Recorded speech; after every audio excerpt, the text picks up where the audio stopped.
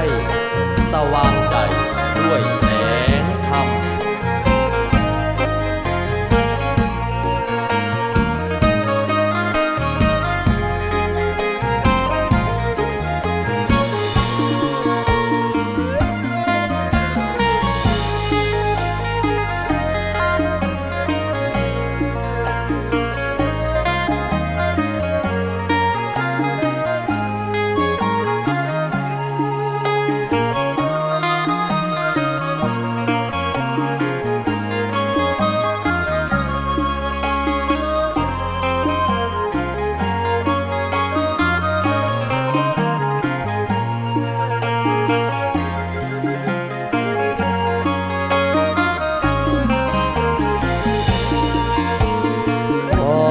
น้อมอาราธนา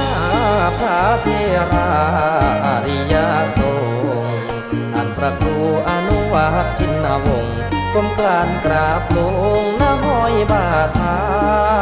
บาทนี้ข้าจักน้อมพัลนาสรรเสริญบุญญาเดชาบารมีเอาวจีสุรเสียงเรียงรอยกล่าวตามนี้ตั้มห้อยเสสองประสงค์สีผู้นำยังนีเพิดพิพาทเพราะสามีพิสุทธิมังคลายองสมัญญาภาสังฆาเทราจารย์ส่งเสริมศาสนาสถานตกแต่งแต่งสรรจะลงศาสนาสร้างเมนกุฏิงามล้ำค่าภูอารามเรืองห้องเมืองกระเดื่องเรืองขนานนามท่านคือพระสุปฏิปันโนก็เผยแผ่พระธรรมโมตามคันลองของพุทโธองค์พระสัพพยุตญาณองค์พระครูผู้สร้างฐานพระโพธิญาณอันผ่องใสท่านถวายในเรื่องปัจจัยแด่องค์ทรงไทยทิ้นไทยเขตขันพระบรมวงศานุวงศ์ทานอันนั้นมิ่งปันถ้วยไทยได้รับพวงมาลาหลวงงามเลิศทั้งปวงดอกพวงมาลัยสมเด็จเจ้า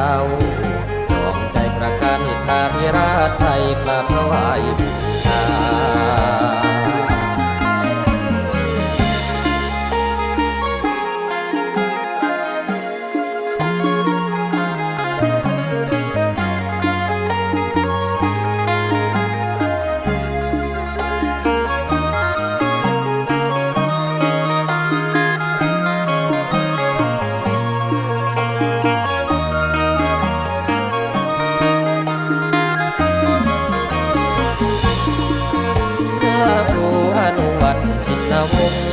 ผู้สูงทรงธรรมรงพระศาสนา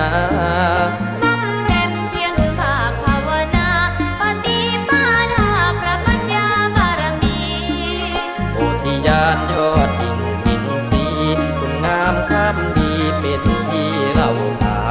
นอริยสงฆ์ดำรงสมาธิญาณผ่านวัฏฏะสงสารปราบมันกิเลสสัง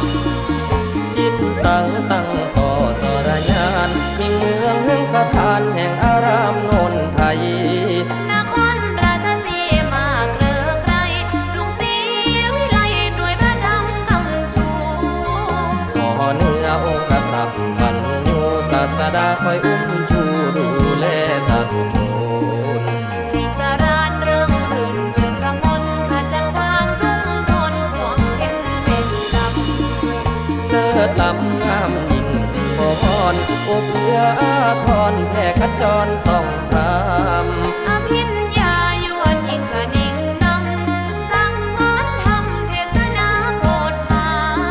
ยเครื่องพวงพวกปีในสาส่องแสงอำ